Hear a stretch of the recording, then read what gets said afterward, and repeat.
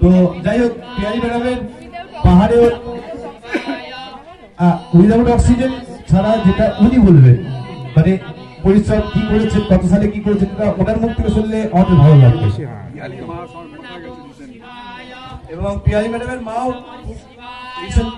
চলে গেছেন আমাদের ছেলে।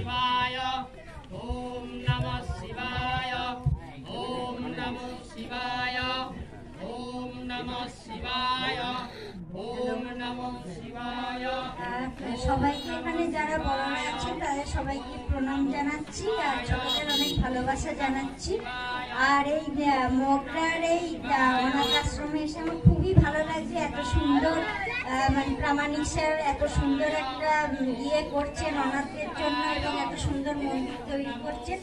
আর আমি যে আজকে এই মানে এই অ্যাচিভমেন্টগুলো করতে পেরেছি, পৃথিবীর 6টা উচ্চতম শৃঙ্গ আমি আরোহণ করেছি, তার মধ্যে এভারেস্টও আমি আরোহণ করেছি এবং অক্সিজেন ছাড়াই আমি বেশিরভাগ পর্বতারোহণগুলো করি এবং এইগুলো করতে পেরেছি আমার মা বাবা শিক্ষক শিক্ষিকা এবং প্রচুর ভালো মানুষের সান্নিধ্য পেয়েছি, তাদের ভালোবাসা আশীর্বাদ সাপোর্টেই এই অ্যাচিভমেন্টগুলো পেরেছি করতে। আর আমি 5 বছর বয়সে বিশ্বলয় বইতে তেনজিং নোরকে শেরপা এবং এডমন্ড হিলারি যে এভারেস্ট বিজয় বলে একটা গল্প আছে এখনো বিশ্বলয় বইতে আছে স্কুলের যে বাংলা বইতে। তো ওইটা আমাকে মা 5 বছর বয়সে পড়িয়েছিল, মানে উঁচু ক্লাসের বইগুলো পাড়া প্রতিবেশী থেকে জোগাড় করে এনে আমাকে পড়াতেন।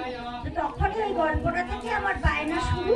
তো তারপরেও আমাদেরও পরিবার খুবই মানে নিম্ন মধ্যবিত্তই বলা যায়, বাড়িতে খুবই সমস্যা, কিন্তু ওই যে আমার ছোটবেলার স্বপ্নটা ছিল সেটার জন্য কিন্তু আমি নিজেকে তৈরি করে গেছি, লড়াই করে গেছি। এবং আমি এটার সাথে সাথে পড়াশোনাটা ম্যাথামেটিক্স নিয়ে গ্র্যাজুয়েশন করেছি এবং চাকরি এখন আমি প্রাইমারি স্কুল টিচারে চাকরি করি। অনেকে বলে যে মানে খেলাধুলা করলে পড়াশোনা নষ্ট হয়ে যাবে, এখন এরকম একটা ধারণা তৈরি হয়েছে যে কারণে খেলাধুলা থেকে মানে ছেলে মেয়েদের সরিয়ে দেওয়া হয়, কিন্তু এটা খুবই ভুল কাজ। বরঞ্চ খেলাধুলা করলে পড়াশোনাতে বরঞ্চ আরো ভালো হওয়া যায়, যে কারণে স্বামী বিবেকানন্দ বলেও ছিলেন যে গীতা পড়ার থেকে মাঠে গিয়ে ফুটবল খেলা ভালো। এবং আমি ছোট থেকে যোগাসন, আঁকা, তার সাথে মাউন্টেনিয়ারিং এর এই সমস্ত ট্রেনিং, পড়াশোনাটা সবসময় র্যাঙ্ক করে এসেছি এই সমস্ত খেলাধুলার পাশাপাশি। তাছাড়া আমি টাইকোয়ান্ডো কোরিয়ান মার্শাল আর্ট যেটা মানে ক্যারাটের মতো কোরিয়ান দিয়ে, তো ওটাতেও আমি ব্ল্যাক বেল্ট এবং ন্যাশনালের গোল্ড সিলভার পাওয়া। আমি কিন্তু সবই সাথে সাথে কখনো মোবাইলে গেম খেলে বন্ধুদের সাথে আজেবাজে আড্ডা দিয়ে টাইম নষ্ট করা সেগুলো কিন্তু কখনো করিনি। ইচ্ছা থাকলে কিন্তু পড়াশোনা খেলাধুলা একসাথেও করা যায়, কিন্তু বলবো রেজাল্ট একটু খারাপ হলে বা কম নম্বর পাওয়া মানে জীবন শেষ তা কিন্তু নয়। আমি সেন্ট্রাল গভর্নমেন্টের অনেক পরীক্ষা পাস করেছিলাম, কিন্তু বাড়ির ওই শুনলেন বাবা পুরোপুরি শয্যাশায়ী অনেক বছর, মা তো আগের বছর চলে গেলেন। বাড়ির এই মা বাবা অসুস্থ ছিলেন বলে ওনার সেন্ট্রাল গভর্নমেন্টে তো সবই মানে অন্য রাজ্যে পোস্টিং দিচ্ছিল, ডিফেন্সেও যেটা পেলাম ওড়িশার বলাঙ্গীরে পোস্টিং দিয়েছিল। তো মা বাবাকে ছেড়ে তো যাওয়া সম্ভব নয়, যে কারণে প্রাইমারি স্কুল টিচারে আমি জয়েন করলাম।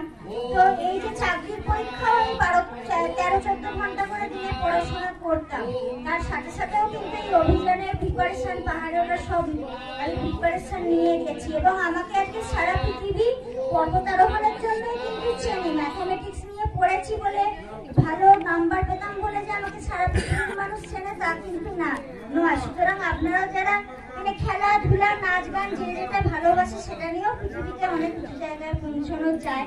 আর পর্বতারোহণ এতটাই মানে লাইভ রিস্ক, তো জীবনের ঝুঁকি আছে ওখানে।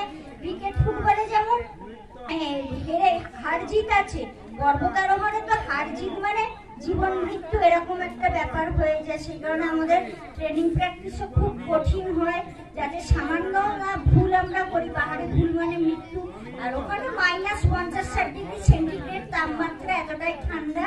আর তুষার ঝড় এলে -80-90-100-তেও চলে যায় এরকম। এবং তুষার ঝড়েও আমি এভারেস্ট আরোহণ করেছি, সে অনেক মানে ইতিহাস হয়ে যাবে, এখন বিশাল সময় লেগে যাবে বলতে গেলে ওরকম। এবং বরফের দেওয়াল ভেঙে ভেঙে পড়ছে, পাথরের দেওয়াল ভেঙে ভেঙে পড়ে, তার সেখান দিয়েই আমাদের উঠতে হয়, কোথায় একটু বিপদ কম আছে দেখে দেখে।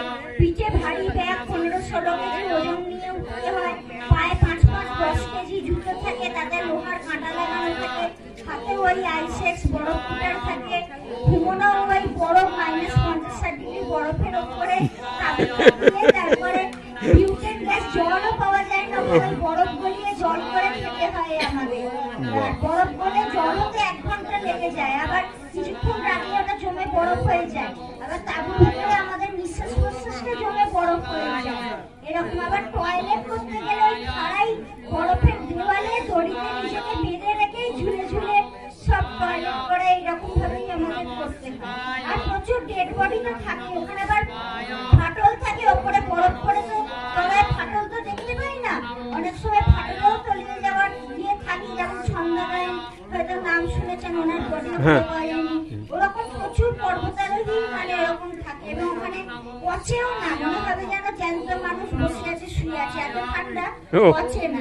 আচ্ছা, তার পাশ দিয়ে দিয়েই আমাদের আরোহণ করতে হয়। কিন্তু মেন সমস্যা ক্রিকেটে যেমন প্রচুর স্পন্সর, মানে সরকার হোক বা বড় বড় কর্পোরেট কোম্পানি মাউন্টেনিং, সেইটা একদমই নেই। এরকম লাইফ রিস্কের জায়গাতেও মানে ব্যাংক লোন নিয়েও আমি চলে গেছি, কিন্তু সেইটা নিতে পেরেছি, নিজেকে ছোট থেকে সেইভাবে তৈরি করে নিয়েছি। এবার অনেকে বলে লোন নিয়ে কেন নিয়ে, কিন্তু অ্যাচিভমেন্টটা সারা জীবনের জন্য থাকবে, সারা পৃথিবী জানলো, টাকা তো আসবে যাবে, যাই হোক একটা কিছু ব্যবস্থা করে, কিন্তু অ্যাচিভমেন্টটা তো সবার জন্য, মা বাবার জন্য, সবার জন্য তো সারা জীবনের জন্য থাকবে।